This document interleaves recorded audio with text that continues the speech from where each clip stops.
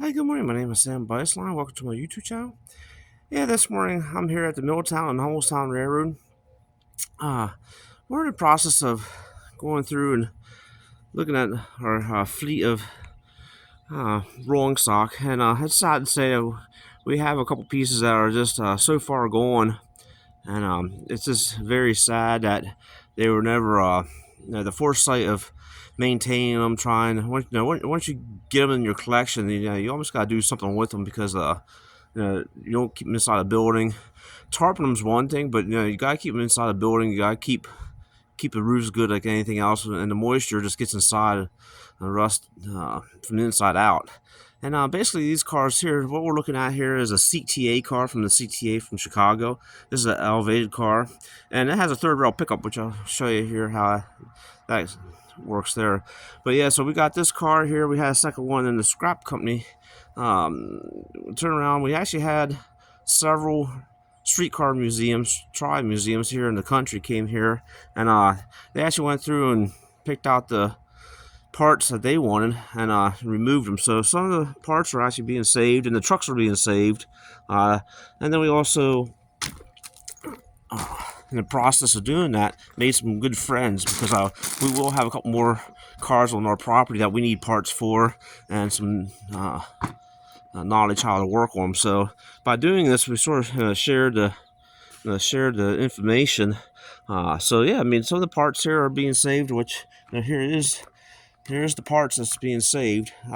So they took time and actually removed all the parts that they wanted off the first car, which I already did a video on that yesterday. But yeah, this just the smell and the stench, and the rot. And like I said, when they're pulling these cars apart, I mean, they're just that bad. Uh, just amazing just how bad they were. But like I said, this is the third rail pickup for the hot rail. There's actually a shoe that runs off of this connector right here. Comes out and runs out here and runs on the rail, third rail. So that's how these actually ran down the system. But yeah, you can just sort of see how bad the rot is. It's just so far gone. It's just sort of sad that the foresight trying to do restoration. It's just too far gone. But yeah, you can just see the mess. Uh, all this here is gonna have to be cleaned up and everything. And like I said, it's just amazing how much of a mess they created. But yeah, there's all the scrap steel they got out here, and yeah, it really turned to a mess. But hey, we gotta do what we gotta do. But yeah, I turn around. So yeah, you can just sort of see here the items they kept. Uh, they got in here, and like the air tanks here they kept, and the air brake parts, air brake portions. They're the air brake portions right there, and these are called resistor grids. So they're set up when power comes into the car. The turns the voltage back and forth. It's hard to explain because I kind of know how they work. I got the idea. I just needed more of a electrician to really explain how they work. So I'm not going to get into that much detail, but I just know they're resistor grids, and I actually got a couple of them. And then yeah, so then here is the drawbar out of one of those cars. So you can see right here, that's the main connecting part right there, that big pin right there, and you can see how it comes down through. So yeah, I mean, they're doing an excellent job. I mean, they're parting out, keeping all these parts because these parts just aren't being made anymore. They're not. I mean, they're just yeah. There's things like this you just can't get anymore. And these streetcar car companies, especially Brill, I mean, they've been out of business for many years. So yeah, then we also have this old girl in the chopping block too. This girl here, this is a double N PCC car, and one of the very unique ones because actually the operator just had to, the motorman would have to just walk through and control the streetcar from the other end. But yeah, I mean, it's just so far gone. I remember working here back in 1999, and we drug this car around with a chain all the time just to try to get it moved around. So we imagine there's something down here in the trucks themselves that's locked up tight. Either pinion, ring gear is locked up. something like that, or these have different kind of traction motors in, so something in there's locked up. But yeah, she's gonna be cut up here too. So, and there's the car number right there of this car right here. So it looks like a 605 number, and there's the T. And we always call this the Dallas car. So the history of it actually came from Dallas, Texas. Then it went up to this line here then.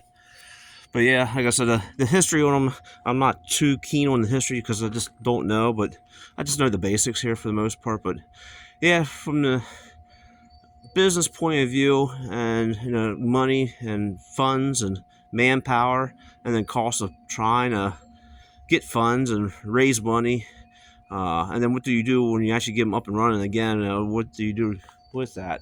So that's the real question when it comes time to start restoring stuff like this. And sometimes one man's junk is still another man's junk, believe it or not.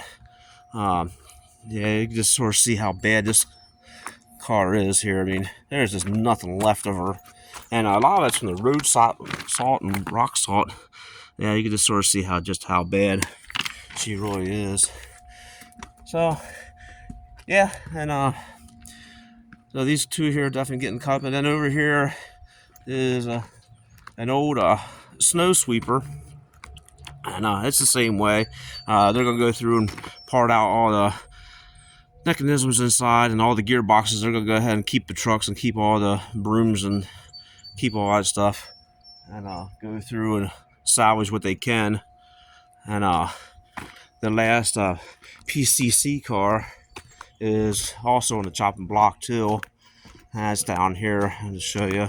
We went ahead and we made a corporate decision that it's just time to go ahead and get rid of her.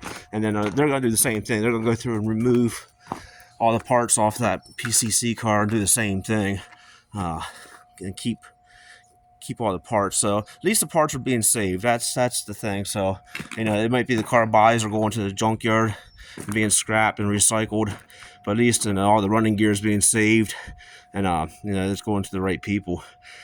Yeah, so like I said, it's just a sad thing, but sometimes in this world you just can't save everything.